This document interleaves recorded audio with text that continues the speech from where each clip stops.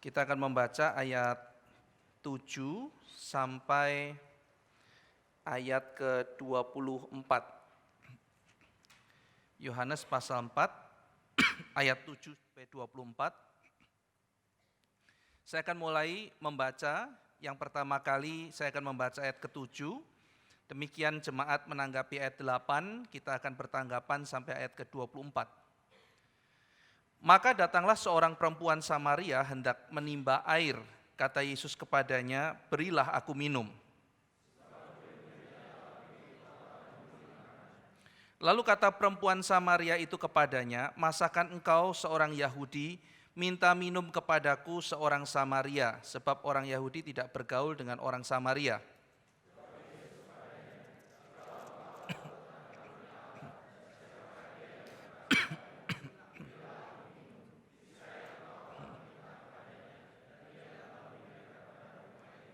Kata perempuan itu kepadanya, Tuhan, engkau tidak punya timba dan sumur ini amat dalam.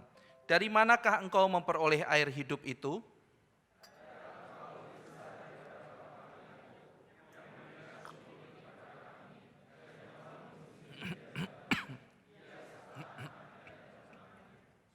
Jawab Yesus kepadanya, barang siapa minum air ini, ia akan haus lagi.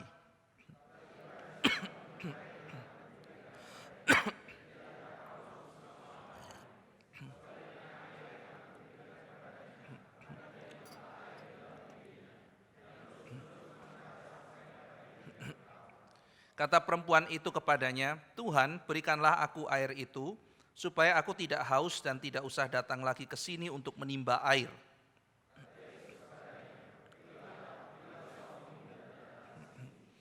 Kata perempuan itu, aku tidak mempunyai suami. Kata Yesus kepadanya, tepat katamu, bahwa engkau tidak mempunyai suami.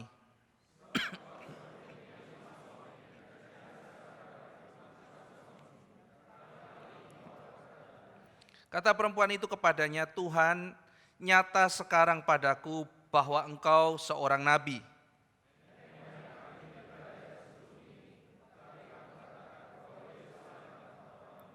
Kata Yesus kepadanya, percayalah kepadaku, hai perempuan, saatnya akan tiba bahwa kamu akan menyembah Bapa, bukan di gunung ini dan bukan juga di Yerusalem.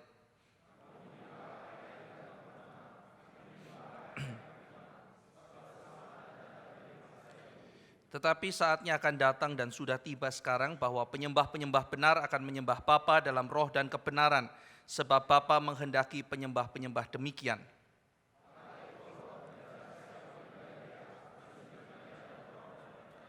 Mari kita berdoa. Kami mengucap syukur kepadamu ya Bapa yang telah memberikan kepada kami firman, sehingga kami tidak menjadi domba yang sesat yang berjalan di dalam segala macam kegelapan, tetapi kami beroleh terang hidup, kami dituntun oleh firman-Mu, dan bukan itu saja, kami diberikan Tuhan karunia untuk boleh menuntun orang lain yang juga hidup dalam kegelapan. Itu sebabnya ya Tuhan, kami mohon supaya Tuhan menerangi kami terlebih dahulu, menuntun dan menggembalakan setiap kami. Sehingga keluar dari tempat ini ya Tuhan, kami boleh melakukan firman-Mu, dan kami juga boleh menuntun yang lain datang kepadamu. Biar hari ini kami dikuatkan oleh firman yang Tuhan telah berikan kepada kami. Kami berdoa Tuhan supaya Tuhan memberikan kuasa kepada pembawa firman, sehingga boleh melalui apa yang disampaikan menjadi berkat buat setiap kami. Dalam nama Tuhan Yesus Kristus kami berdoa. Amin. Saudara sekalian, setiap kita memiliki kehausan rohani. Dan kehausan itulah yang menjadi sumber penggerak kita. Kita digerakkan oleh kehausan kita masing-masing. Dan kita adalah makhluk yang memang diciptakan oleh Tuhan untuk senantiasa bergantung kepada Dia. Sehingga karena kita diciptakan bergantung kepada Tuhan, maka kita diciptakan untuk boleh bergerak mendapatkan Tuhan. Maka kehausan itu seharusnya adalah satu kehausan yang membuat kita merindukan persekutuan dengan Tuhan. Tetapi dosa sudah mengubah arah kehausan kita itu. Kehausan kita itu kita tujukan kepada sesuatu yang menyimpang daripada sebenarnya. Kita tidak lagi haus akan Tuhan. Kita tidak lagi rindu untuk meniru Tuhan. Kita tidak rindu persekutuan dengan Tuhan. Kita tidak rindu sifat dan karakter Tuhan, kebaikan, keadilan, kebenaran, kebajikan, dan segala hal itu ada di dalam hidup kita. Bukan, saudara. Tetapi kita rindu sesuatu yang mirip Tuhan, tetapi bukan Tuhan. Kita haus kebenaran, tapi kebenaran yang dipisahkan dari Tuhan. Kita haus ilmu, haus pengetahuan. Kita belajar sampai PhD, sampai ke luar negeri. Kita haus, saudara-saudara sekalian. Tetapi kita bukan haus akan kebenarannya Tuhan. Bukan, saudara. Karena kebenaran itu sesuatu yang bisa kita pakai untuk sesuatu yang lain. Kemuliaan misalnya. Tuhan itu mulia dan kita sudah seharusnya merindukan kemuliaannya Tuhan. Tetapi bukan kemuliaan Tuhan yang kita junjung, tetapi kemuliaan diri. Kita haus melihat diri kita dipuji, dielu-elukan, diagung-agungkan, dibutuhkan. Lalu kemudian tak tertandingi dan merasa hebat. Saudara, orang kalau udah merasa hebat ya saudara, ada orang bawa teh manis gitu ya, yang sebelahnya saudara dikasih teh manis, terus ada orang datang kasih saudara es teh manis. Mungkin yang kasih teh manis bilang, esnya pasti es jorok gitu kan ya. Ada orang yang saking kepingin bersaingnya sampai seperti itu ya. Jadi itu krisis kehausan dia itu ya. Betul-betul orang sedemikian itu ya. Itu sangat haus sekali. Tetapi dia tidak tahu mau diisi sama apa. Dia akhirnya menjadi haus akan apa saudara? Dia haus akan kemuliaan. Tetapi itu kehausan yang salah saudara. Ada orang yang haus akan kelimpahan, saudara. Wah, dia itu menjadi orang yang addicted ya. Mungkin dia kolektor apapun dibeli sama dia gitu. Itu kalau di psikologi namanya OCD ya, obsession compulsive disorder gitu ya. Beli terus. Tanpa mengerti kenapa harus beli, enggak ngerti, saudara. Jadi kepengen beli satu itu, kepengen yang lain lagi beli satu, banyak, saudara, sepatunya sampai 2.000 gitu. Terus tambah koleksi lemari, rumahnya tuh lemari semua, sepatunya sampai 2.000. Itu kalau mau pakai satu hari, satu kali saudara ya. Itu tunggu berapa tahun baru muter lagi ke sepatu yang itu ya. Dan tidak ngerti kenapa harus melakukan itu saudara. Kelimpahan. Nah saudara sekalian, orang juga akhirnya haus akan kesenangan. Manusia itu dicipta untuk senang di dalam Tuhan. Saudara sekalian, sangat ironi sekali jikalau kita menganggap bahwa Tuhan itu anti kesenangan. Kita melihat potret yang salah akan Tuhan. Di mana lagi seharusnya kita menemukan kesenangan sejati kecuali di dalam Tuhan kita, saudara. Tetapi akhirnya manusia haus akan kesenangan yang di luar Tuhan. Nah, kehausan-kehausan yang salah itu membawa kita kepada penyembahan berhala, saudara. Sehingga kita diperbudak oleh kehausan kita. Maka kehausan itu sebetulnya baik dan mengarahkan kita, tetapi malah seharusnya yang baik itu menjadikan kita hancur. Sehingga manusia dikontrol, dimanipulasi oleh kehausannya dan dihancurkan oleh kehausannya. Di dalam abad 20, sekitar tahun 1950-an, saudara, kalau nggak salah 1954, ada satu istilah yang dimunculkan oleh para sosiolog di zaman itu. Nah, saudara, di zaman itu mulai muncul yang namanya konsumerisme, bukan? Dan disitulah para sosiolog itu dengan menyindir, mengkritik budaya konsumerisme ini. Kita menjadi konsumen dan melakukan konsumsi. Konsumsi itu baik. Tetapi konsumerisme adalah ketika seseorang mendapatkan makna hidupnya dari apa yang dia konsumsi. Maka konsumsi dan konsumerisme itu dua hal yang berbeda, saudara. Saudara haus beli Coca-Cola, itu konsumsi. Tapi ketika saudara beli Coca-Cola dan Anda mengatakan orang keren belinya Coca-Cola, bukan temulawak begitu kan ya. Jadi saya orang muda saya keren. Nah ketika Anda mendapatkan makna di dalam Coca-Cola itu konsumerisme. Jadi bedanya di situ. Saudara. Ada orang yang kemudian misalnya dia memajang di beberapa negara tertentu, saya baca itu ya, botol Coca-Cola itu lambang kemewahan, saudara. Jadi mereka kalau sudah minum Coca-Cola itu botolnya kalengnya itu dilem, ditaruh di mobil.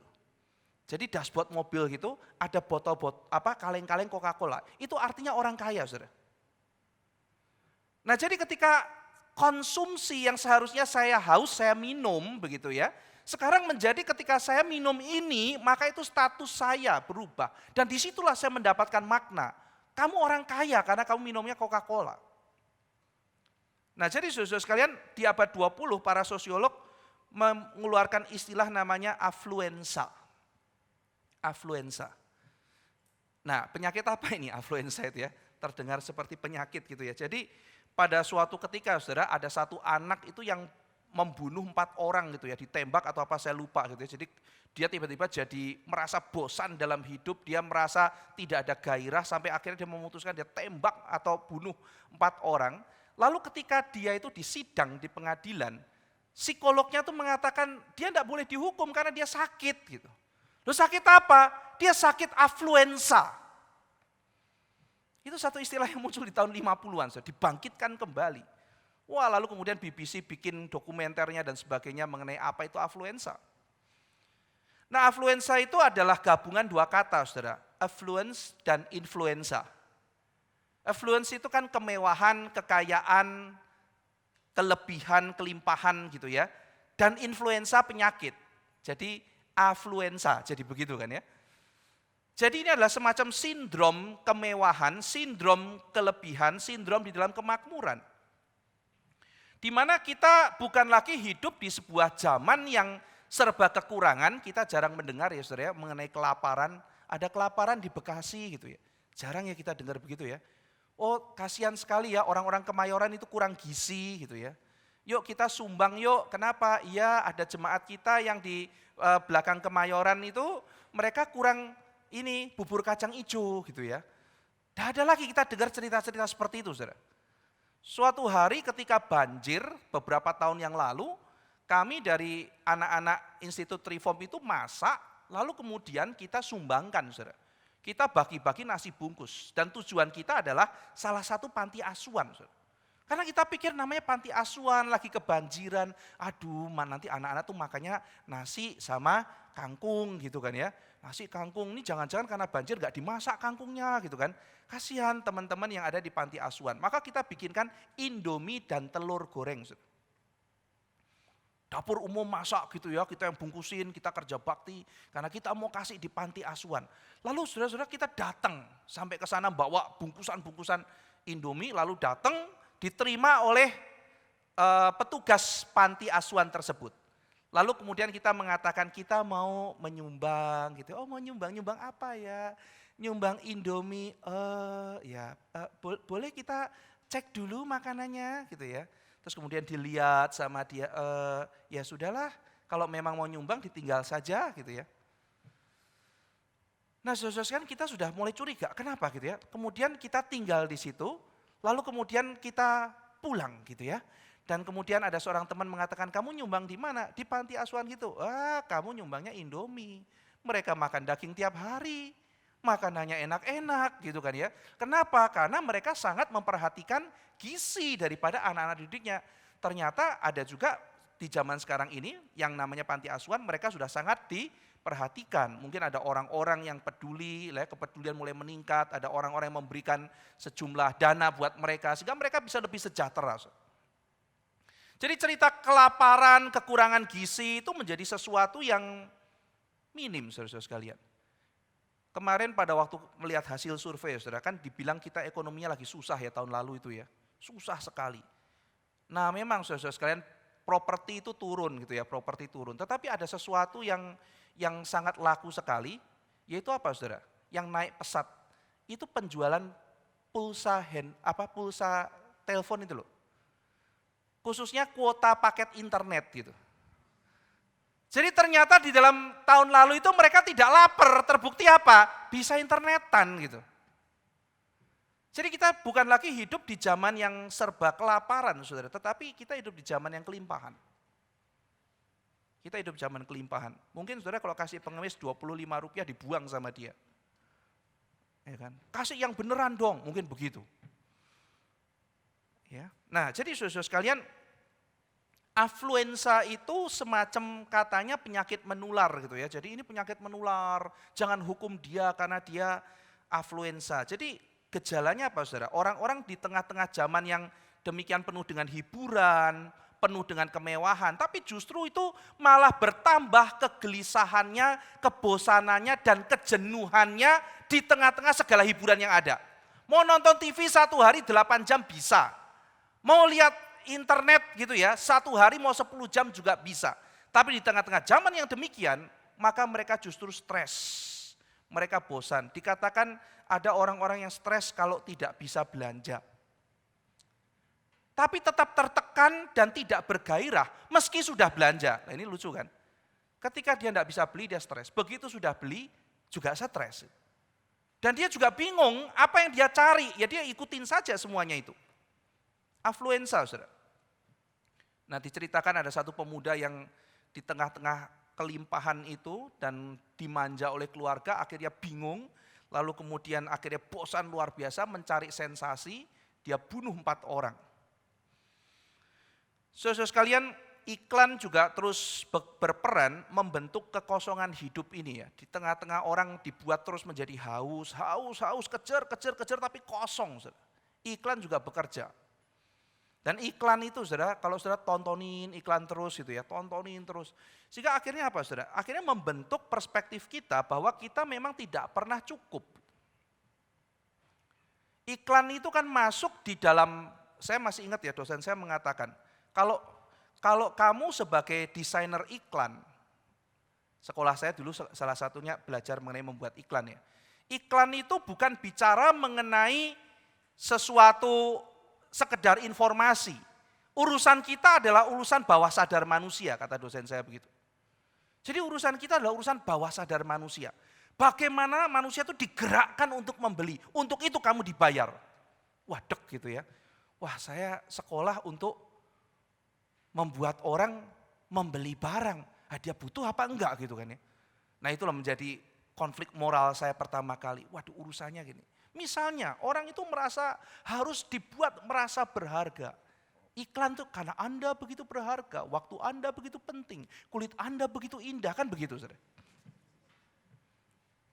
Kan enggak ada, mau ambil, enggak taruh, enggak ada begitu ya. Enggak ada iklan begitu. Tapi bagaimana alam bawah sadar manusia itu dibuat untuk membeli. Dan iklan pada intinya adalah kan kamu tidak puas dalam hidup ini kalau engkau tidak tambah lagi.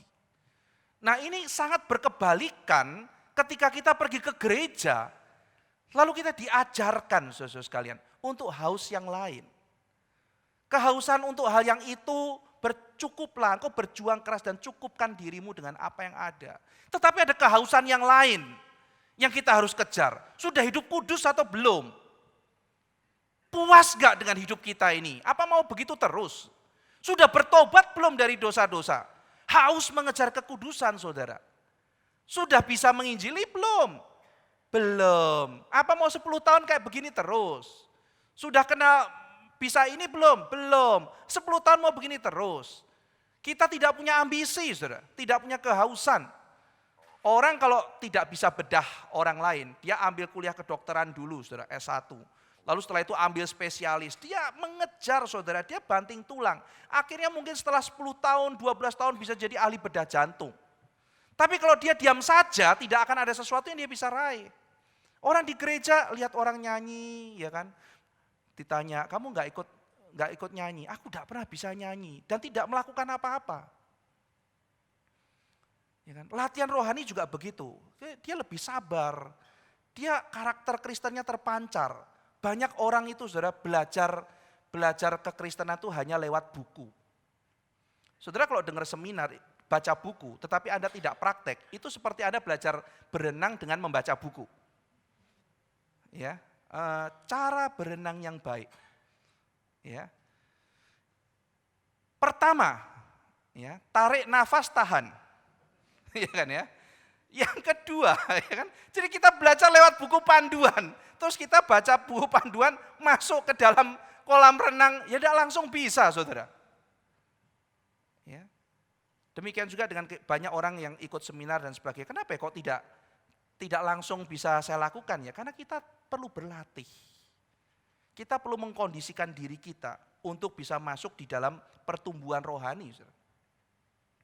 Nah, jadi Afluensa, orang-orang yang tidak bahagia, anehnya justru di dalam zaman di mana entertain itu begitu banyak. Banyak orang tuh bosan, saudara.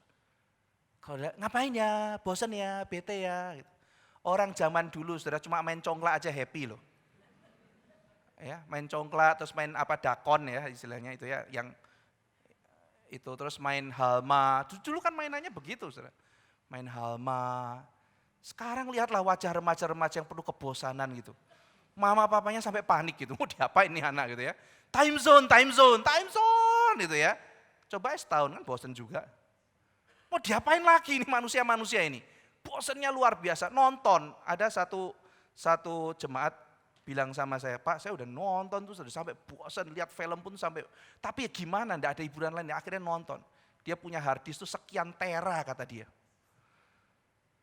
Itu semua isinya film, enggak tahu tuh bertera-tera gitu, puter-puter ya ketika dia sedang mengalami satu kesusahan gitu ya. Dia tidak tahu mau lakukan apa, dia terus hidup nonton sampai akhirnya tidak tahu apa yang harus dilakukan. Nah saudara sekalian, jadi di dalam sebuah novel yang judulnya Brave New World, ini satu novel klasik ya, mungkin kalau saudara suka science fiction pasti tahu judul novel ini, Brave New World. Ini novel tahun 30-an, saudara. Tetapi saking klasiknya, itu setiap kali selalu dibikin filmnya. Kalau tidak salah ingat saya terakhir kali filmnya dibuat tahun 2011. Versinya banyak sekali, Brave New World. Dari Aldous Huxley. Jadi novel ini banyak mempengaruhi film ya. Jadi tahun 31 kalau tidak salah Aldous Huxley itu membuat sebuah novel menceritakan apa yang terjadi 600-an tahun setelah Henry Ford membuat mobil. Jadi 600 sekian AF after Ford gitu ya. Ceritanya begitu. Nah, kata dia dalam novelnya dia itu, dia menyindir perkembangan teknologi dan sebagainya. Di situ manusia udah maju sehingga mereka menemukan hal-hal yang menyebabkan penderitaan katanya. Agama itu menyebabkan penderitaan, apa-apa kan ditahan. Lalu kemudian seni itu juga menyebabkan penderitaan. Keluarga juga menyebabkan penderitaan. Jadi kalau menyebut papa itu misuh di zaman itu. Misuh itu memaki gitu loh ya. Jadi kalau papa, mama, hus diam, jangan berkata kotor begitu. Makanya itu satu novel yang aneh gitu ya. Nah, manusia itu dilahirkan dalam tabung. Jadi seks itu hanya untuk rekreasi dan orang boleh dengan siapa saja, tidak ada pernikahan. Semua milik semua. Dan orang kalau mau punya anak itu di dalam tabung dan diasuh oleh negara. Kalau saudara nonton film Superman Man of Steel, itu dipengaruhi Aldous Huxley sama Plato itu. Nah kan orang-orang yang lahir di planet Krypton itu kan semua dilahirkan di tabung-tabung begitu ya. Tapi ada satu orang yang lahirnya tidak pakai tabung, yaitu si Superman begitu kan. Nah jadi dalam The Brave New World juga begitu, ada semuanya ditabung sampai ketemu ada satu orang yang tidak lahir lewat tabung. Nah saudara-saudara sekalian, di dalam dunia yang digambarkan oleh Huxley, seks bebas dan obat bius itu dilegalkan. Jadi dia menggambarkan satu dunia yang penuh dengan kenikmatan. Tapi justru disitulah mengerikannya. Jadi dia memberikan gambaran yang sangat kebalikan dengan apa yang ditampilkan oleh Sigmund Freud di zamannya dia. Dia udah ketakutan nih. Ini kalau teorinya Freud bahwa libido itu tidak boleh ditekan, karena kalau ditekan itu orang bisa sakit jiwa semua, tapi harus dilepaskan. Apa yang akan terjadi? Wah, dia menggambarkan satu dunia di mana Freud itu benar, orang boleh lampiaskan apa yang dia mau. Dan apa yang terjadi, saudara? Chaos. Akhirnya orang pada mati bunuh diri.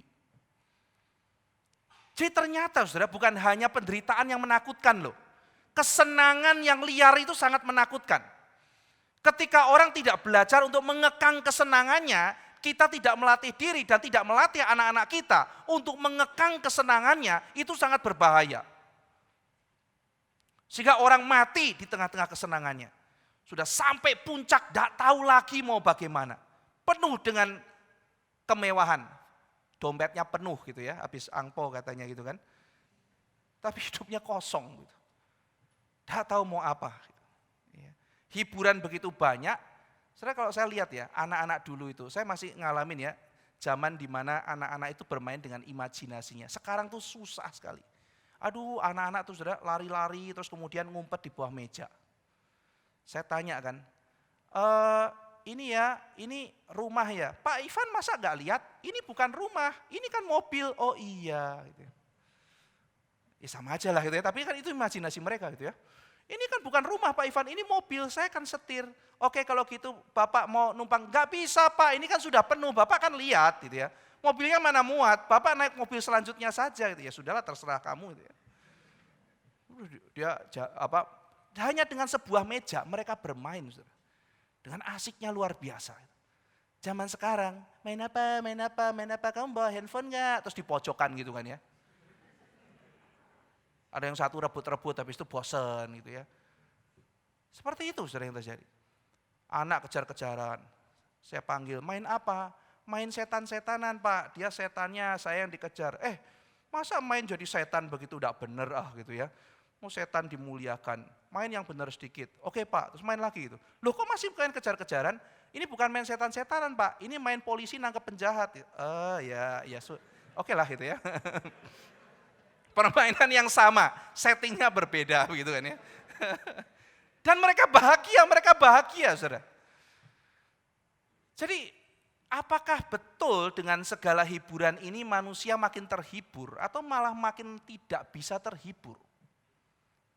Maka istilah affluenza itu saudara, justru orang yang sakit di tengah-tengah hiburan malah tidak terhibur.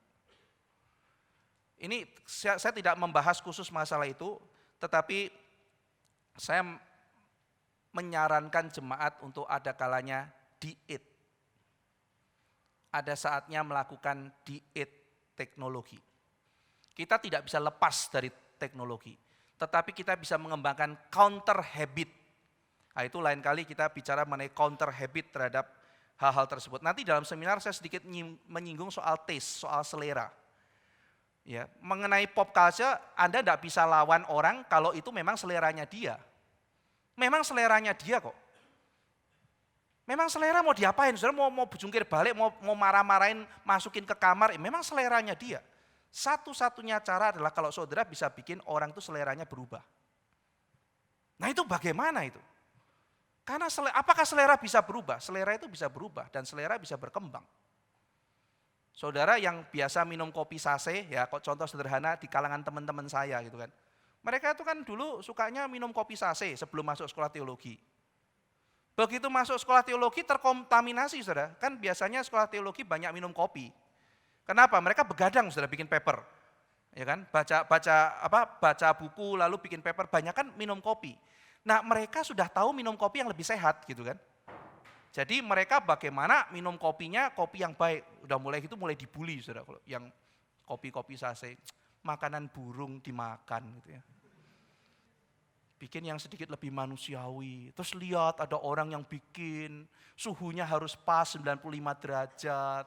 Cara seduh kopinya bagaimana. Akhirnya lama-lama mulai ngikut saudara, mulai ngikut.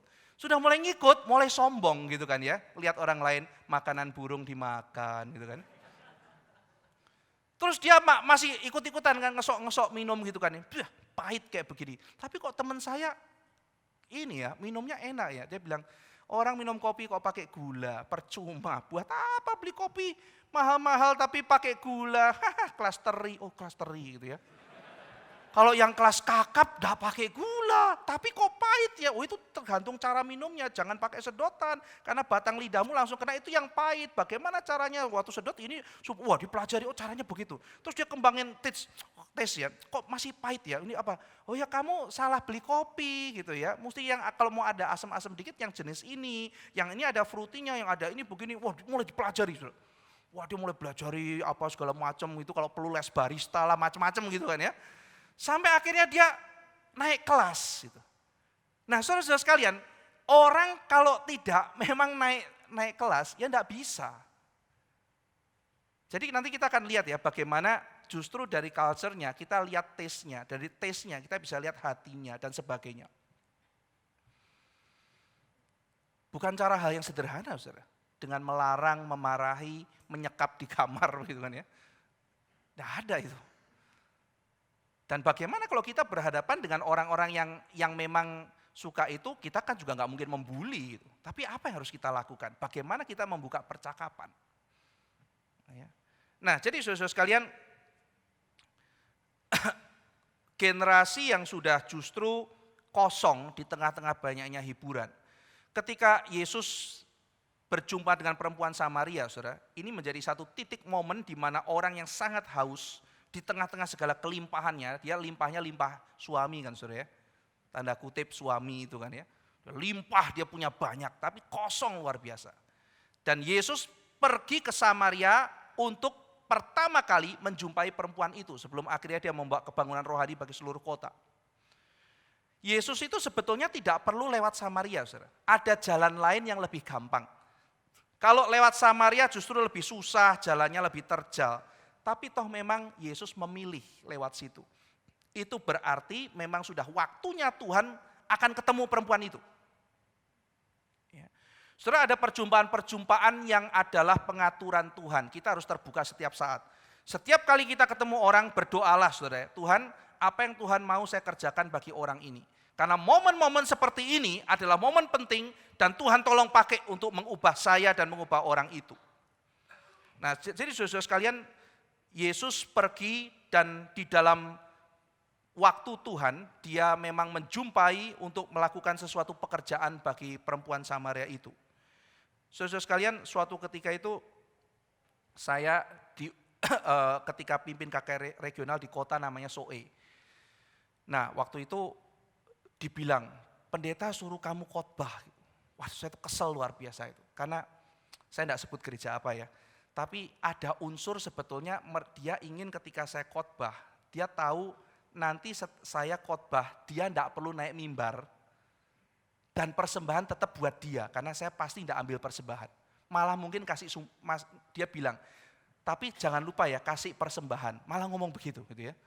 Jadi saya udah lihat nih gelagat ini kayaknya tidak baik. Tapi tim kami bilang, Pak Ivan kesempatan, Anda bisa khotbah sama 1.500 orang di sini.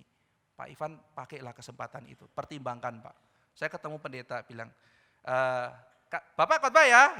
Pak pendetanya bilang gitu kan ya, sambil nyirih pinang gitu ya. Bapak khotbah ya? Gitu kan. Ya, iya Pak gitu. Terus saya bilang, satu hari kebaktian di sini berapa kali Pak? Ya jam 6 sampai jam 7, jam 7 sampai jam 8, jam 8 sampai jam 9. Oh 1 jam ya Pak ya? Iya 1 jam, karena tempat tidak muat jadi harus cepat-cepat. Pak boleh enggak dimajukan sedikit? Karena saya kan khotbah paling pagi, jadi saya ada waktu 1,5 jam. Jangan, buat apa? Dimaju-majukan begitu. Terus saya pikir khotbah semua udah include 1 jam. Saya khotbah berapa lama Pak? Ya 10 menit gitu. Waduh gitu ya. Saya baru tahu paduan suaranya rencananya ada 16 saudara. Saya baru tahu adatnya begitu. 16 paduan suara minta di-cut gitu. Saya bilang tolong kurangi gitu kan. Akhirnya dikurang-kurangin sama dia. Khusus kebaktian pagi. 16 paduan suara. Jadi tiba-tiba ada keluarga mana mau ngisi itu boleh saudara. Jadi keluarga itu bisa ada 16. Saya udah aduh ini enggak maulah, saya enggak mau khotbah lah kayak begini, udah khotbahnya cuma 10 menit. Lalu ditambah lagi gini, Pak, nanti kalau pendengarnya itu jemaat saya udah bosan, pada bapak-bapak ngerokok-ngerokok di samping, Bapak jangan suruh keluar ya. Jangan ditegur ya.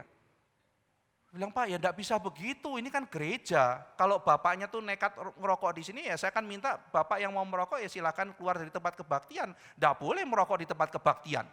Kalau Anda memang rasa enggak mau kebaktian ya sudah sekalian saya suruh keluar aja, enggak usah ikut kebaktian Pak gitu kan.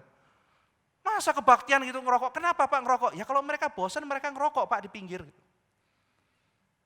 Saya doa sama Tuhan, Tuhan tolong waktu saya khotbah itu bapak-bapaknya enggak ngerokok gitu kan ya.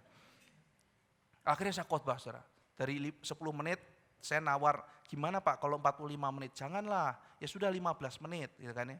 15 menit janganlah Pak, ya udahlah saya kurang lah Pak, 30 menit bagaimana? Ini terakhir nih Pak, 25 menit lah Pak, please lah Pak, 30 menit lah Pak, ya udahlah 30 menit itu. Deal, 30 menit gitu kan ya. Wah saya harus pakai 30 menit ini baik-baik, saya khotbah tentang apa? Saya khotbah tentang ketuhanan Yesus ya, datang menebus dosa dan sebagainya. Saya khotbah, setelah saya khotbah selesai, lalu kemudian kepanjangan sedikit, 40 menit gitu kan ya. turun dari mimbar, lalu kemudian keluar karena kami memang harus melanjutkan sampai ke Atambua waktu itu. Ketika keluar gitu ada satu ibu datang bilang, "Pak, yuk makan di tempat kami." Waduh Bu, kami tadi sudah sedikit makan roti di tempat penginapan, jadi sudah cukup, tidak usah makan lagi. "Pak, saya memaksa, tolong Pak, tolong datang ke warung kami." Oke, saya akhirnya sama tim 2 orang mampir ke warung ibu itu makan mie yang dia sediakan. Nah, kemudian dia bilang setelah kami makan, dia ucap terima kasih, bilang, "Pak, tadi pagi saya bangun itu sudah sebetulnya tidak mau ke gereja. Karena penderitaan begitu besar, saya sudah memutuskan tidak mau lagi datang ke gereja." Lalu kemudian saya pikir, dari kecil saya ke gereja, paling enggak saya harus pamit sama Tuhan.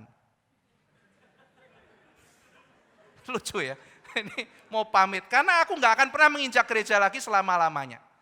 Jadi saya kepikiran Pak, saya mau datang ke gereja untuk terakhir kalinya. Nah biasanya saya ke gerejanya itu adalah jam sekian gitu ya, tapi saya pikir sudahlah mending makin pagi makin baik, habis itu selesai semua urusan. Maka saya datang kebaktian paling pagi Pak, jam 6, biasanya enggak pernah. Ketika jam 6, loh kok yang khotbah bukan pendeta biasa, yang khotbah tamu gitu kan ya, saya yang khotbah. Dan dia bilang, "Dan hari itu apa yang Bapak sampaikan, itu adalah menjawab pergumulan saya selama ini. Dan saya merasa Tuhan menjawab saya tidak jadi lari dari Tuhan." Nah jadi saudara sekalian, siapa yang tahu kayak begitu? Kalau waktu itu saya kemudian pulang ya saya tidak pernah tahu apa yang terjadi. Tetapi ada momen-momen encounter, ada momen-momen perjumpaan yang Tuhan itu atur. Nah Bapak Ibu sekalian, setiap kali kita berjumpa orang, kita harus ingat kisah ini. Kita berdoa sama Tuhan, "Tuhan apa yang harus saya lakukan ya? Mungkin Tuhan mau memberi sesuatu pada orang ini. Apa yang harus saya lakukan?" Kita harus betul-betul berhati-hati dan bertanggung jawab di depan Tuhan. Nah jadi saudara sekalian, Yesus menjumpai perempuan itu dan dia inisiatif membuka pembicaraan. Ya, "Beri aku minum." Perempuannya bingung, saudara. "Bagaimana mungkin kamu minta saya minum?" Saudara, orang Yahudi itu lebih baik mati kehausan daripada minta minum sama orang Samaria. Lebih baik mati kehausan. Gengsinya luar biasa. Lalu kemudian dia minta minum dari tempat minumnya perempuan itu lagi. Itu kan, cici, kamu enggak cici tah, ini kan dari tempat air minumku. Lebih baik mati kan kamu kan rabi. Dari gayanya mungkin ya, dari sikapnya, ini kan rabi Yahudi. Nah jadi saudara sekalian, Yesus inisiatif mencari perempuan Samaria itu seperti inisiatif Tuhan mencari saudara dan saya. Dan kita melihat saudara ya, ada kebencian antara orang Yahudi dan orang Samaria. Kebencian itu menyebar dari generasi ke generasi. Alasannya apa aja mungkin orang sudah tidak tahu gitu kan ya. Mungkin banyak generasi muda zaman itu tidak tahu alasannya kenapa mereka membenci orang Samaria. Yang penting pokoknya orang tuaku membenci, yang lain membenci, saya juga ikut benci. Kalau saudara pernah dengar istilah Romeo dan Juliet, itu kan ceritanya begitu. Romeo cinta sama Juliet. Tapi keluarga Romeo sama keluarga Juliet itu saling membenci. Bahkan ketika ditanya alasannya apa ya? Waduh lupa alasannya apa ya? Kalau nggak salah masalah keledai atau apa gitu kan ya. Bahkan sudah lupa alasannya apa, pokoknya membenci. Gitu. Saya pernah satu kali ketemu cerita Romeo Juliet dalam kehidupan, betul-betul terjadi.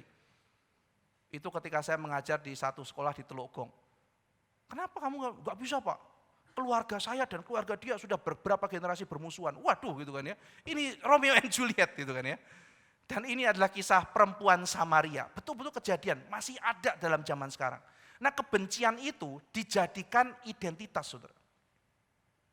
Alasan benci tidak penting, yang penting kalau saya membenci dia, saya masuk dalam kelompok itu. Kalau saudara nggak hati-hati, saudara mencintai lingkungan, ya kan? Lalu kemudian setelah mencintai lingkungan, membenci perusak lingkungan kan, yang pasti begitu. Saudara silakan saudara melawan perusak lingkungan, tapi motivasinya apa? Kalau Anda mengasihi Tuhan, menghargai ciptaan, lalu Anda melawan perusak lingkungan, ya itu boleh. Tetapi kalau saudara itu membenci dan melawan perusak lingkungan, semata-mata karena identity, ya, karena aku bisa masuk dalam grup ini, wah itu adalah problem lagi, saudara. Membenci tanpa alasan. Nah, jadi kebencian itu dipakai untuk memperkuat identitas. Biasanya ketika satu kelompok itu terancam, saudara, dia akan ajari kebencian. Nah, ini kan kita melihat kan ya, jadi misalnya globalisasi. Globalisasi kan penuh nilai-nilai baru.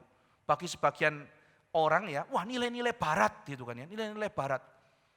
Ya, ketika nilai-nilai barat datang, mereka tidak bisa terima. Maka apa yang terjadi? Mereka akhirnya menjadi fundamentalis. Kenapa? Karena kalau nanti demokrasi barat muncul, nilai-nilai barat muncul dan itu saya tidak bisa menahannya, maka cara satu-satunya adalah memperkuat identitas dengan membenci itu. Maka muncul satu sikap yang namanya adalah sikap fundamentalis. Benci, lawan dan sebagainya. Nah, begitu benci lawan nggak sempat diskusi kan, saudara ya. Kenapa dibenci dilawan? Karena bukan kita. Loh, karena bukan kita harus dilawan itu ya. Ya karena bukan kita gitu. Harus dilawan. Itu namanya politik identitas. Saudara. Nanti kapan-kapan kalau kita membahas mengenai globalisasi ya, saya rencana juga akan mengadakan seminar mengenai globalisasi. Globalisasi itu kalau saudara sudah memahami tentang globalisasi, saudara akan bisa melihat kenapa sih zaman yang kita hadapi itu seperti ini. Ya kan? Kenapa muncul ini, karena kita melihat petanya globalisasi dan bagaimana respon tiap kelompok dan bagaimana orang Kristen harusnya juga bersikap di tengah-tengah nilai yang dunia makin menjadi satu ini. Nah, saudara-saudara sekalian, maka Tuhan Yesus itu berhadapan dengan beberapa halangan atau barrier. Yang pertama, dia orang Samaria, Yesus orang Yahudi. Perempuan itu adalah seorang wanita, Yesus adalah laki-laki. Perempuan itu perempuan berdosa, Yesus itu rabi. Jadi triple, saudara. Tidak boleh sentuh. Tapi itulah penginjilan, saudara. Penginjilan itu mempunyai ciri menembus perbedaan. Menembus perbedaan. Memang saudara-saudara sekalian, kalau orang lokal menginjili orang lokal itu baik. Tetapi ada momennya juga bukan, bahwa kita menembus perbedaan. Kok aku orang tua nginjili remaja, kurang cocok. Harusnya remaja injili remaja, aku sudah tua kok menginjili anak remaja, apa cocok? Ada saatnya hal itu mungkin terjadi. Dan spirit Tuhan Yesus adalah bagaimana menerobos perbedaan-perbedaan itu. Aku kan masih remaja, menginjili kakekku bagaimana ya gitu ya. Kakek pasti begitu saya mau buka suara pasti akan bilang, kamu gak usah ngomong, kamu belum lahir aku sudah begini gitu kan ya. Sulit saudara, tapi apakah mungkin? Apakah memang harus seorang kakek menginjili seorang kakek? Tidak tentu loh saudara. Kalau momen Tuhan tiba, siapa tahu sang cucu ini yang akan Tuhan pakai untuk menginjili kakeknya. Menghilangkan perbedaan. Pertemuan di sumur Yakub, ini penuh simbol saudara ya. Kita ketemu di sumur Yakub ya, kamu bilang Samaria, aku Yahudi. Sebelum kita pisah-pisah dulu semuanya ngumpul di sumur Yakub. Zaman Yakub semuanya dulu satu, belum seperti ini. Buat apa kita berkelahi, saling membenci, saling menuding? Maka sebetulnya pesan Yesus adalah pesan perdamaian. Nah, saudara sekalian, perempuan itu tapi tidak bisa melihat siapa Yesus. Dia mengatakan, apakah engkau merasa lebih besar dari Yakub? Apa engkau lebih superior dari Yakub? Perempuan ini matanya terhalang. Apa kamu Mesias? Kamu kan gak punya timba. Gak punya timba, gak punya ember. Saudara. Dan sumurnya dalam. Dari mana kamu bisa kasih air? Lucu ya, syarat menjadi juru selamat adalah timba. Kalau kamu tidak punya ember, kamu bukan Mesias. Gitu kan? Jadi Mesias kita adalah Mesias tanpa timba. Kadang tuh kita tuh kalau Tuhan mau nolong kita tuh kita bikin syarat sendiri. Kalau Tuhan mau nolong kita, syaratnya begini. Sehingga seolah-olah kita membatasi kuasa kemuliaan Tuhan itu dengan syarat-syarat kita. Misalnya, Tuhan aku penuh kesulitan. Cara aku misalnya lepas dari kesulitan ini adalah kalau rumahku laku. Kalau rumahku laku bayar utang, aku lepas dari kesulitan. Terus doa, tidak dijawab, sementara tidak dijawab bisnisnya diperbaiki sama Tuhan. Tapi terus tanya kenapa rumahku tidak laku. Terus orang itu terus dikasih bisnis yang lebih baik sehingga akhirnya pelan-pelan bisa angsur. Tapi terus berdoa kenapa tidak laku. Ini kan cara Tuhan berbeda dengan maunya dia. Tuhan menjawab doanya dia dengan cara yang berbeda dengan maunya dia. Engkau Mesias, mana timbamu? Padahal sebetulnya Yesus tidak perlu timba, saudara. Nah, mata perempuan itu terhalang, tidak bisa melihat superioritas Kristus. Celakanya saudara sekalian, kalau kita pada hari ini tidak bisa melihat pekerjaan Tuhan, celakanya nanti orang-orang yang sedang mengerjakan pekerjaan Tuhan malah justru kita serang. Sejarah menunjukkan saudara ya, bahwa pekerjaan Tuhan itu selamanya tidak akan mudah karena setan akan menyerang. Nah, celakanya orang Kristen yang mata rohaninya tidak terbuka, melihat pekerjaan Tuhan dijalankan malah dianggap sesuatu yang mengganggu, dia serang. Ya, sehingga akhirnya orang itu dipakai oleh setan. KKR regional, bukannya saudara ikutan mulutnya dipakai setan. Ngapain sih itu orang-orang, tidak ada guna itu, ngabisin duit gitu, kan? Jadi orang belum mendukung tapi mulutnya malah dipakai oleh setan loh. Ngapain sih ini orang-orang, Pak Tong ngapain sih bikin museum gitu kan ya. Habis itu nanti ngelapnya ini susah gitu kan ya. Ini apaan sih apa? Jadi mulutnya dia belum dipakai oleh Tuhan. Lalu kemudian dia melihat pekerjaan Tuhan dan dia serang pekerjaan Tuhan. Memang saudara sekalian, di mana pekerjaan Tuhan ada, di situ setan serang. Tapi belum selesai, ada kelanjutannya. Dan di mana setan serang, Tuhan akan menunjukkan kuasa kemuliaannya. Lah waktu nanti Tuhan hantem itu kan orang-orang yang ikutan itu kan juga kehantem. Maka mengerikan sekali saudara, kalau saya dan saudara bisa tidak melihat pekerjaan Tuhan dan bahkan dalam kisah Tuhan kok ceritanya kita jadi musuh. Menakutkan sekali. Salah satu doa saya yang sering saya ulang adalah Tuhan beri saya mata melihat Tuhan lagi kerja di mana. Supaya yang aku perangi adalah musuhmu. Jangan sampai aku memerangi pekerjaanmu. Mati saya. Pekerjaan Tuhan kok diserang. Tapi faktanya bisa jadi seperti itu. Saudara. Mari kita berdoa sama Tuhan. Kita minta Tuhan, aku mau bekerja, mendoakan pekerjaanmu. Aku tidak mau menjadi alat setan. Karena Alkitab mengatakan, saudara, Petrus ya. Begitu dia ngomong kalimat, engkau adalah Mesias anak Allah yang hidup. Petrus yang ngomong ini adalah Roh Kudus. Langsung Petrus seneng kan ya. Yesus ngomong, aku akan naik ke atas kayu salib. Oh tidak, celakalah. Sekali-kali tidak akan guru, engkau akan celaka naik ke kayu salib. Yesus selalu mengatakan, setan engkau. Begitu dipakai oleh Tuhan, langsung dipakai oleh setan. Hati-hati, kita jangan sampai mata kita terhalang, tidak bisa melihat pekerjaan Tuhan. Suatu hari saya KKR regional beserta dengan Vikaris Stanley yang pintar menyanyi itu ya. Datang ke satu pulau, lalu kemudian 5.000 anak-anak sudah dikumpulkan dan kita mau khotbah. Tapi saudara-saudara sekalian, ternyata briefing tidak berjalan lancar karena saya memang hanya datang lalu kemudian khotbah. Saya tidak mengikuti briefingnya, ternyata ada salah paham. Bagi tim STEMI, KKR itu adalah kebaktian. Bagi tim lokal, kebaktian itu adalah entertainment. Jadi mereka sudah sediakan penari-penari genit itu ya.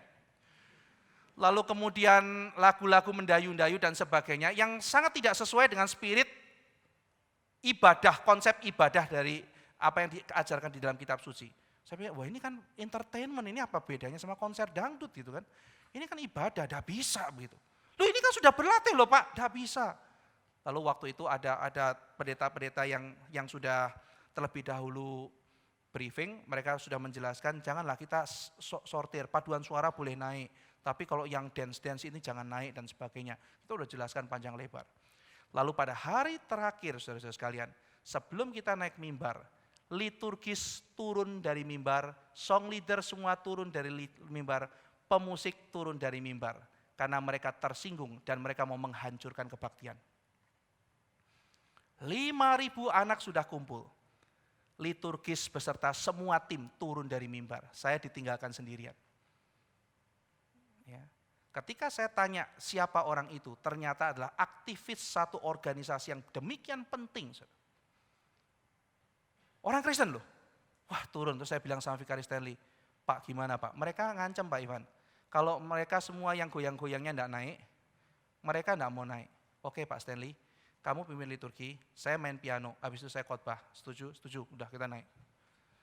Akhirnya ya saya main piano, ya kan. Puji Tuhan ada Pak Stanley ya. Pak Stanley pimpin bisa multifungsi, sekaligus song leader, ya kan ya, sekaligus bisa jadi liturgis. Sudah cuma 2 orang, saya main piano, Pak Stanley yang ini ya, yang jadi liturgis, habis itu saya khotbah. Dan ketika khotbah, saudara-saudara sekalian, itu yang ngatur sound system tersinggung. Tersinggung karena saya pada waktu cek sound mengatakan, Pak, itu sound yang sana tolong digeser. Saya telepon pada waktu itu Pak James Pantas gitu ya. Saya kasih tahu Pak James Pantas dulu, tim kita di audio, dia kasih saran tolong suruh geser 30 derajat. Lalu saya bilang, Pak tolong geser 30 derajat. Dia mengatakan apa? Saya lulusan Swedia. Lah gitu kan ya. Saya nggak mau bikin ini kurikulum vitae gitu kan ya. Anda lulusan mana? Oh saya cuma diminta, saya dikasih tahu orang yang biasa atur sound system itu digeser 30 derajat. Saya lulusan Swedia, gini-gini, Austria, macam-macam gitu loh. Pak, saya cuma minta tolong digeser. Enggak, itu sudah settingan. Pasti seperti itu. Ya kan, Pak, orang itu ada yang di atas kertas teori dan ada orang yang dengar.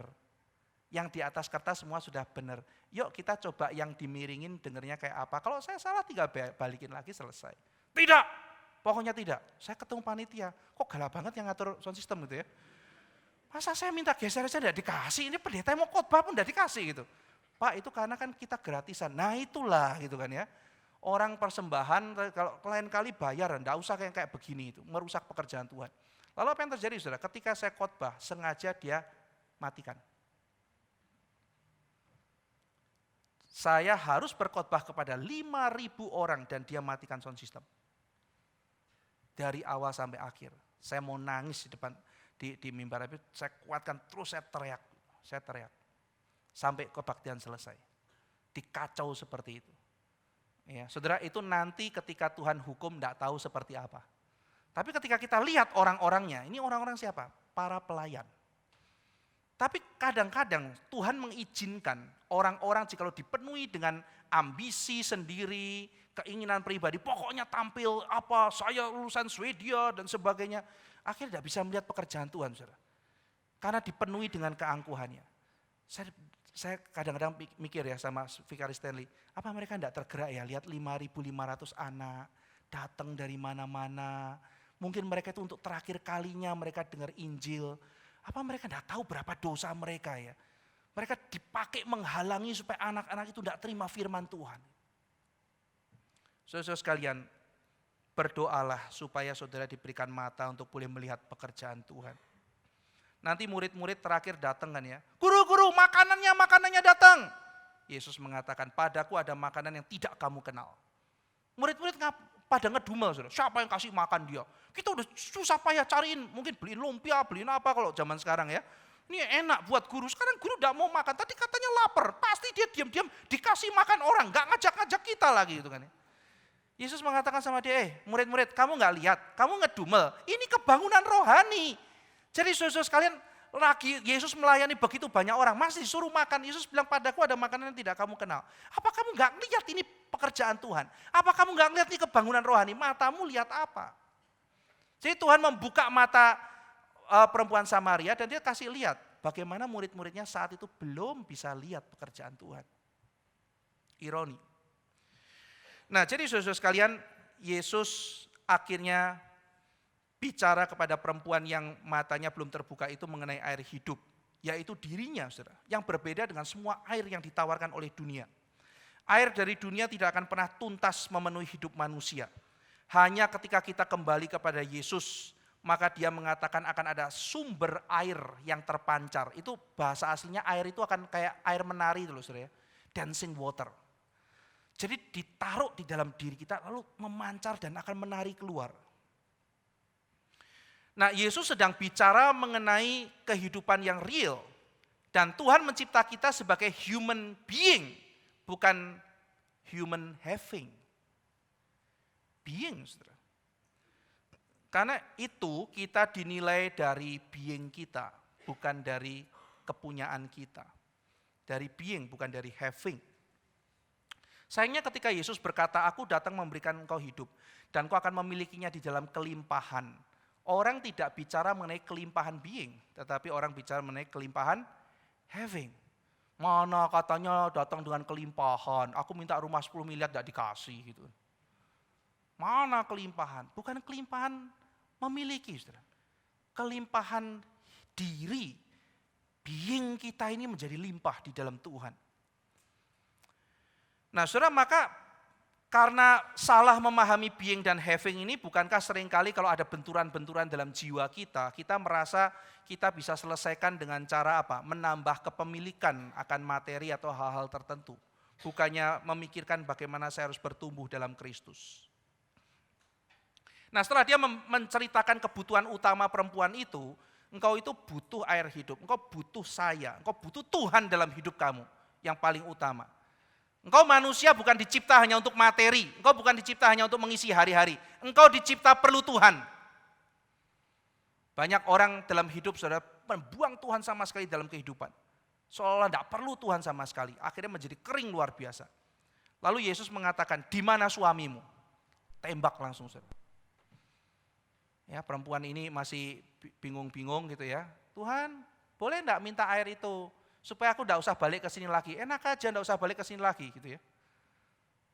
Biar diam-diam ya. Kamu mau air hidup ya? Mau. Enggak mau ngaku dosa, saya bongkar.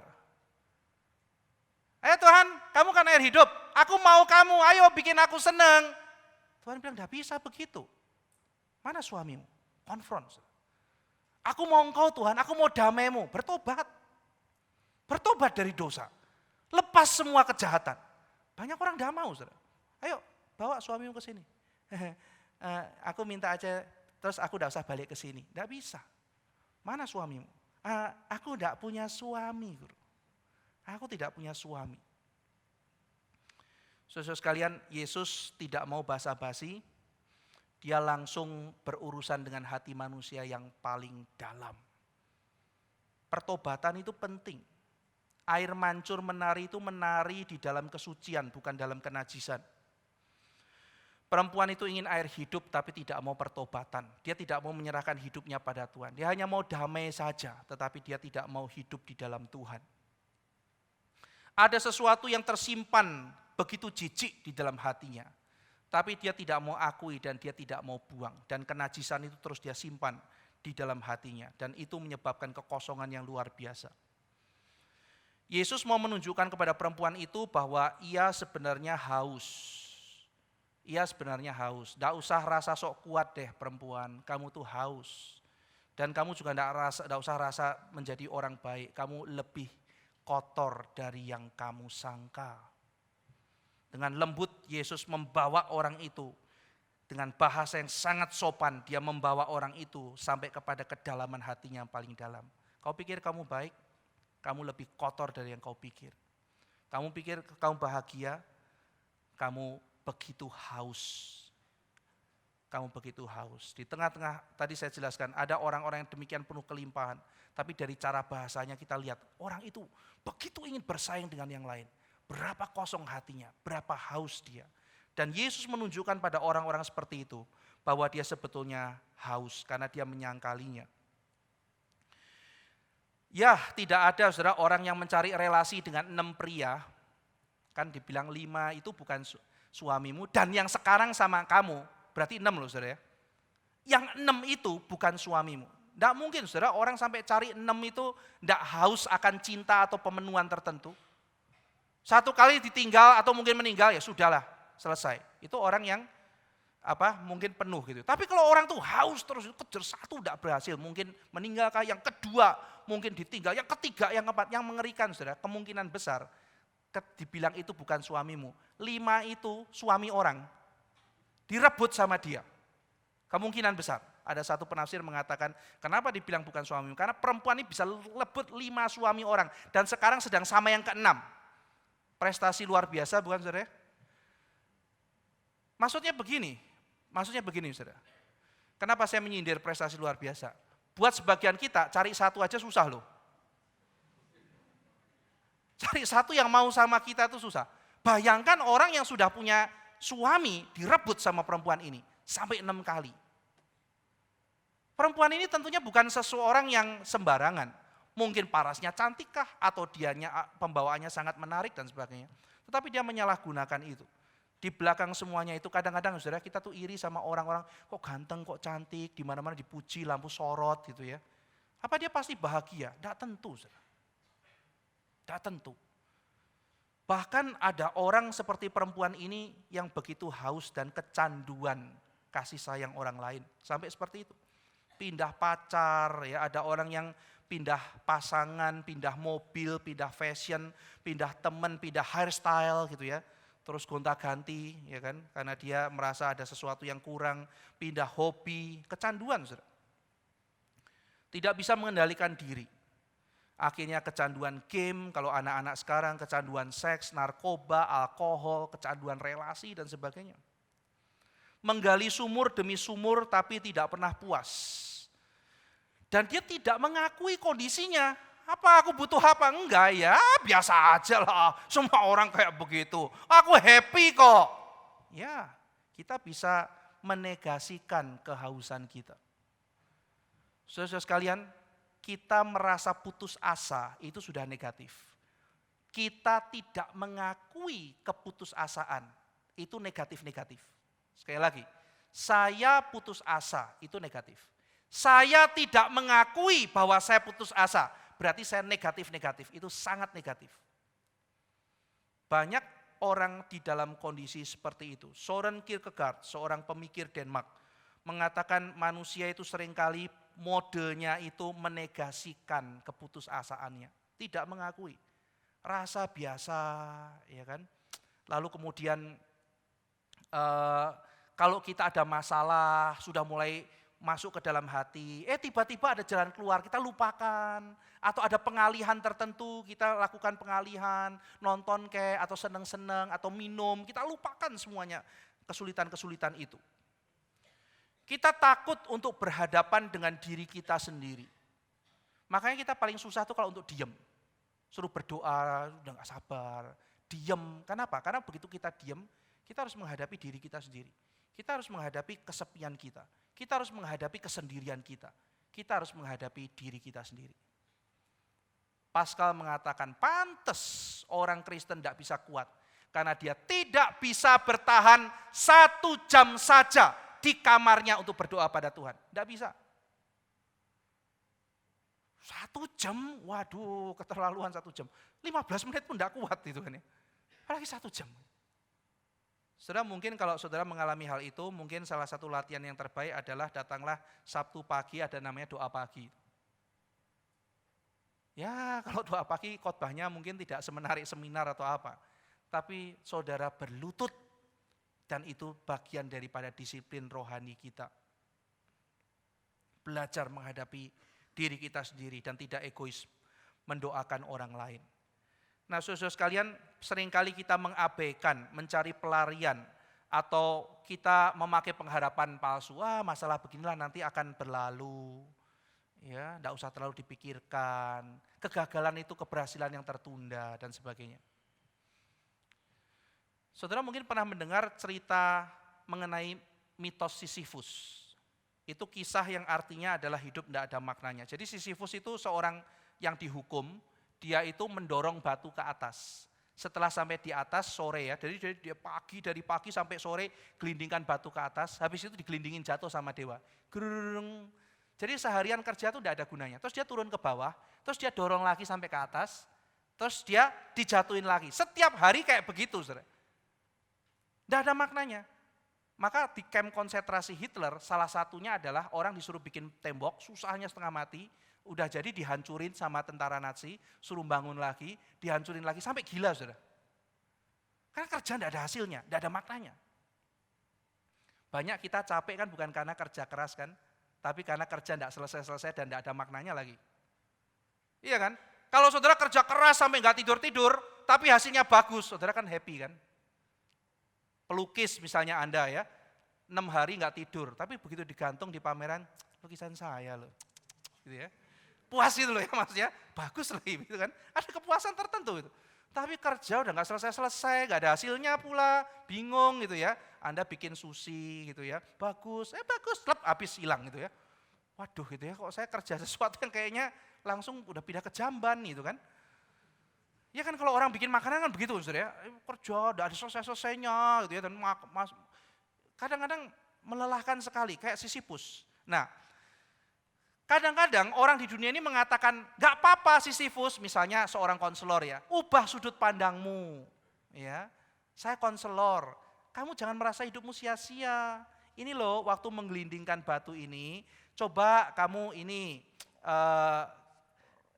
ubah sudut pandangmu, bahwa menggelindingkan batu itu keren.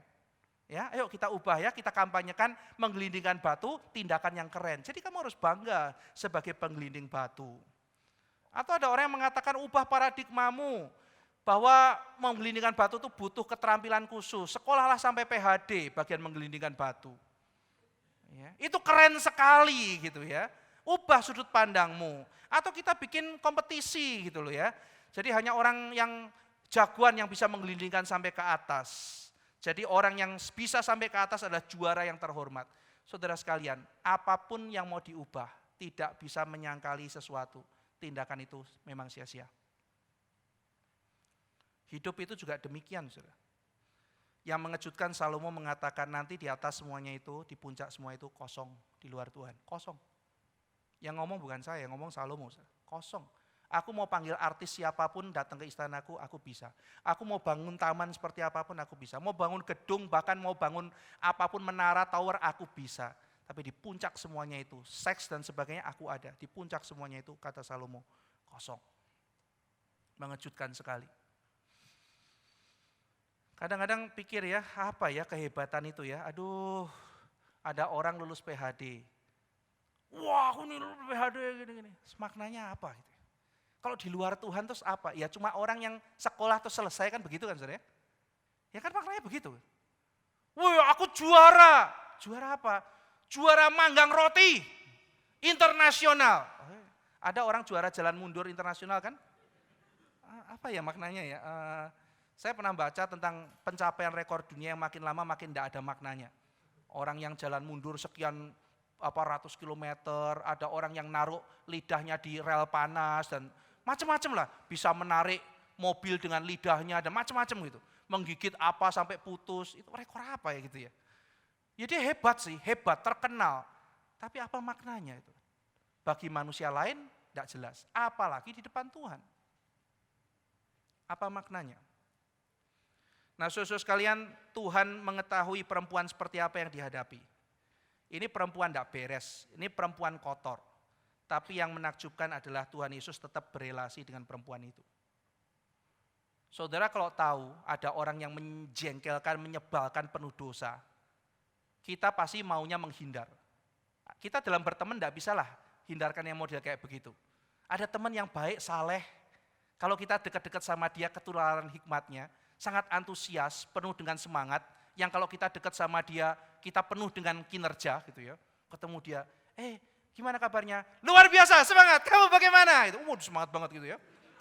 Wih, gak sabar nih Senin nih, mau kerja nih gitu kan ya. Wih semangat banget tuh orang kayak begini ya, aku boleh ikut makan malam sama kamu, ayo makan, aku yang traktir, gitu ya. Wih semangat banget gitu ya. Lah kalau punya teman kayak begini kan kita semangat kerja begitu kan ya. Pulang dari itu, wah aku Senin juga sambut, gak mau kalah sama dia gitu. Saya ketemu sama teman gitu. Udah makan belum? Mau ajak saya makan. Kalau kamu gak keberatan traktir, ya gitu ya modelnya gitu nih. Mumpung minggu, besok kan Senin, ada males ya Senin. Kerja lagi gitu. Kapan sih liburan?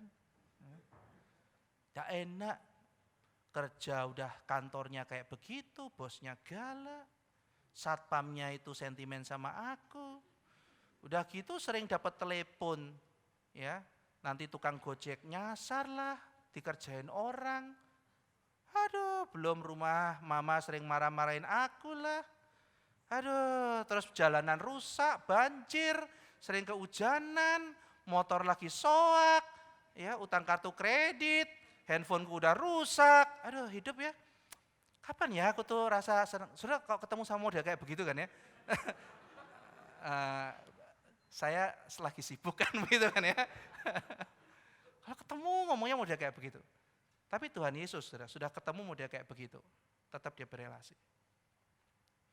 Ada saatnya saudara ketika di depan Anda dan mungkin setelah ini gitu ya. Anda akan ketemu orang yang demikian menyebalkan. Tapi mungkin ada sesuatu yang Tuhan ingin bentuk di dalam hidup orang itu melalui kita. Buka hati kita. Nah, saudara sekalian, perempuan itu mengatakan kebenaran sama Tuhan Yesus. Aku belum punya suami. Kalimat itu benar gak? Benar, saudara. Aku belum punya suami. Yesus mengatakan benar katamu, karena yang 5 itu bukan suamimu. Dia lagi mau main-main sama Tuhan Yesus kan. Oke Tuhan, aku mengatakan kebenaran loh. Iya kebenaran, separuh. Kamu twisting kebenaran. Jadi ada orang-orang tertentu, saudara sekalian, dia memutarbalikkan kebenaran. Ia punya 5 suami dan tinggal dengan suaminya yang terakhir yang sebetulnya bukan suaminya. Memanipulasi kata, menyesatkan orang. Wanita itu menggunakan kalimat-kalimat itu mungkin untuk pertama kali, mungkin untuk menipu dirinya sendiri. Aku kan wanita bebas, aku kan belum punya suami, maka ya aku sama ini, karena aku memang belum pernah punya suami. Mungkin itu yang diomongkan tiap hari, karena setiap orang pasti punya guilty feeling. Gak apa-apa kok, aku gak apa-apa, aku baik-baik saja. Ketika ia diekspos dosanya, dia tidak lari kepada Tuhan, tapi dia lari pada rasionalisasi. Ya. Ketika dibongkar sama Tuhan Yesus, dia ngomong apa, saudara? Bukannya, aduh mati gue ketahuan, Tuhan ampuni saya. Bukan begitu. Waduh, Tuhan, kamu ini pasti nabi besar ini. Luar biasa, bisa tahu kehidupanku ya, bisa tahu borokku. Boleh aku nanya sesuatu? Di mana kita harus menyembah ya? Nenek moyang kami menyembah di Gerisim. Sebaiknya di mana ya? Saudara bayangkan, saudara, bisa muncul pertanyaan teologis. Muncul pertanyaan teologis itu. Itu ibaratnya saya ketemu satu orang bapak, misalnya ya. Saya ketemu satu orang bapak, terus lagi ngobrol-ngobrol, basa-basi. Terus saya bilang sama bapak itu, Pak, di mana istrimu? Saya belum punya istri Pak Ivan. Iya, karena yang 5 itu bukan istrimu Pak. Dan yang 1 sekarang tinggal sama kamu itu bukan istrimu. Aduh Pak Ivan ternyata bukan pendeta sembarangan. Bukan pendeta sembarangan, luar biasa. Pak, ada satu yang pengen saya tanyakan. Kenapa ya orang reform percaya predestinasi ya Pak ya? Gitu. Saudara bayangkan ya, lagi saya bongkar nih gitu kan ya. Kamu tuh berdosa gitu ya. Dari tadi ngalor ngidul, sekarang ini dosamu gitu kan. Pak, predestinasi bagaimana ya? Kenapa ya? Kan tidak adil kan, ada orang-orang, bagaimana kalau ada orang-orang belum mendengar Yesus Kristus Pak? Apakah dia diselamatkan? Masuk kepada pertanyaan-pertanyaan teologis yang dalam konteks itu, tidak ada kaitannya dalam hidupnya dia di dalam pertanyaan Tuhan Yesus. Nanti kita belajar di minggu depan, saudara, bagaimana Tuhan Yesus tidak mengatakan, back to the topic, enggak begitu dia ya. Ayo, jangan lari ya, topiknya ini nih. Ya. Tuhan Yesus tetap pindah ke topik ibadah.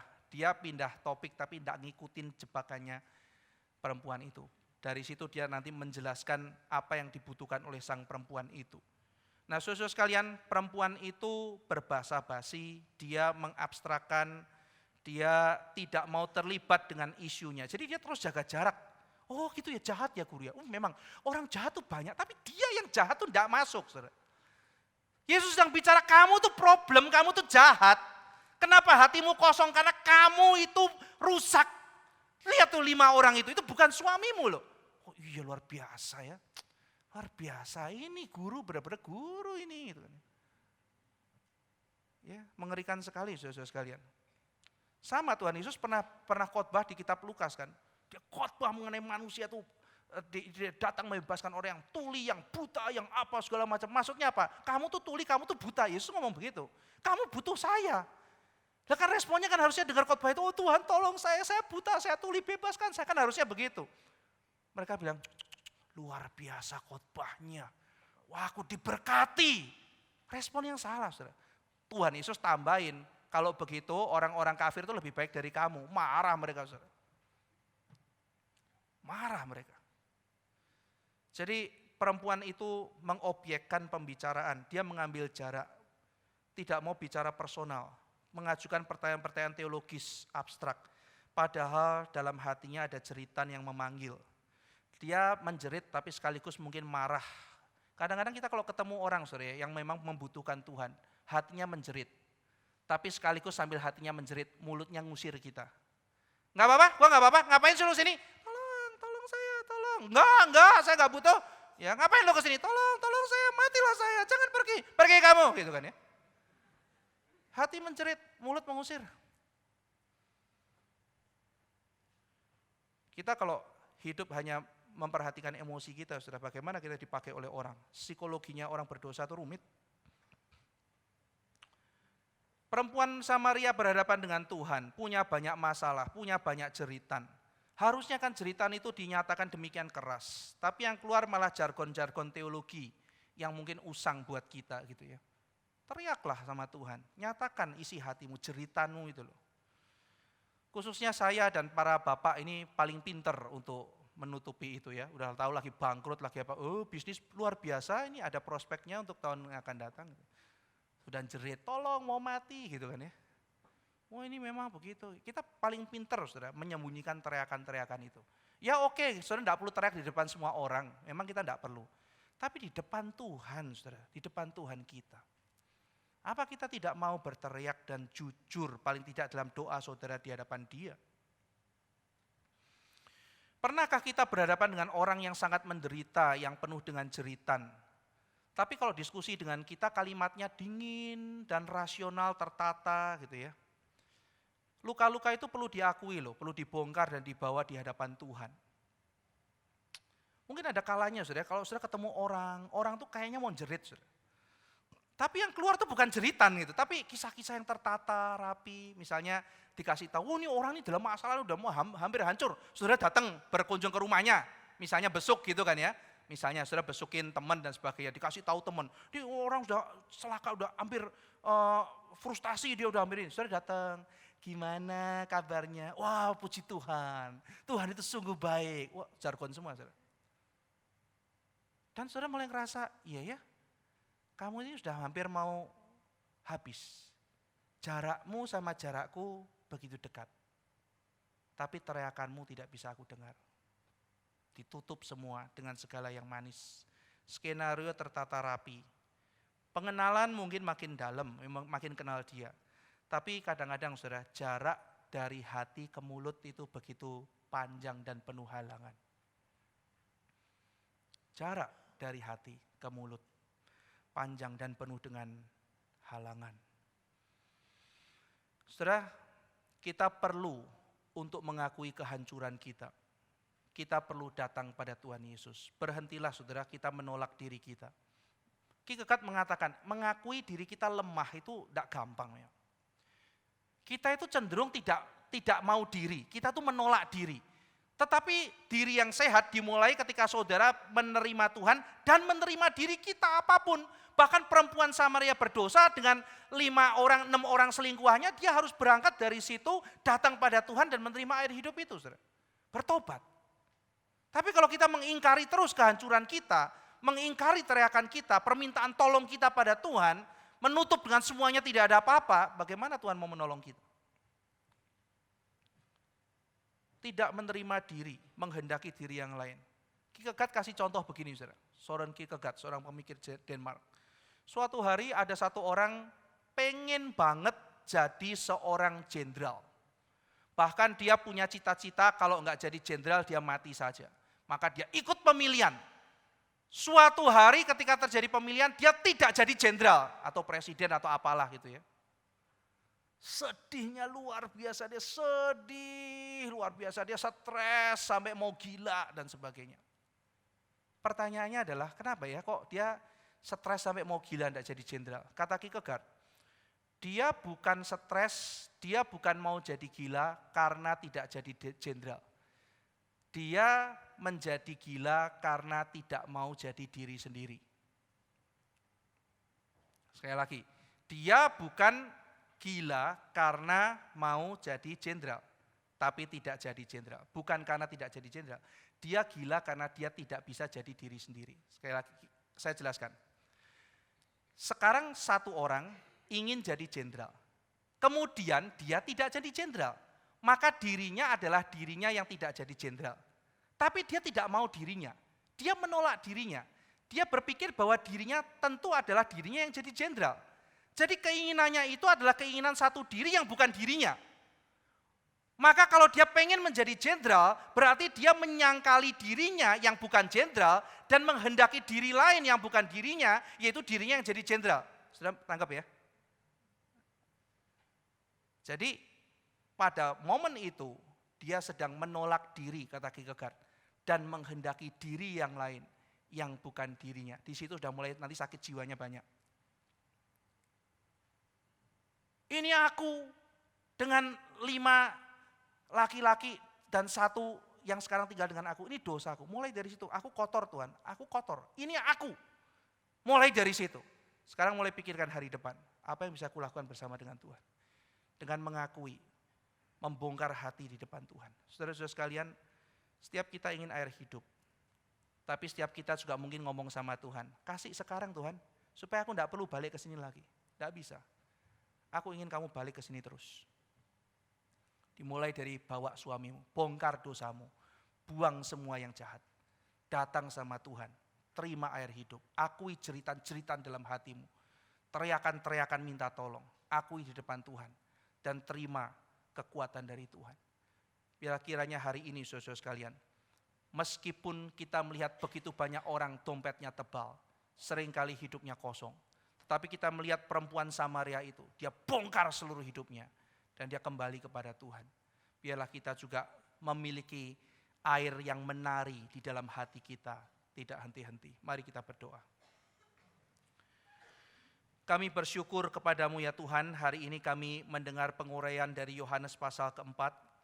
Kami sungguh bersyukur bahwa Tuhan pernah menjumpai seorang perempuan Samaria, seorang perempuan yang di dalam kesulitan, tetapi akhirnya Tuhan memberikan kehidupan kepada dia. Kami juga mau datang kepadamu ya Tuhan, mengakui semua jeritan di dalam hati kami. Biar pulang dari tempat ini ya Tuhan, kami membawa satu persatu di dalam doa, semua jeritan-jeritan kami. Dan biarlah kami boleh menyelesaikannya di hadapan Tuhan. Terima kasih ya Tuhan, dalam nama Tuhan Yesus Kristus kami berdoa. Amin.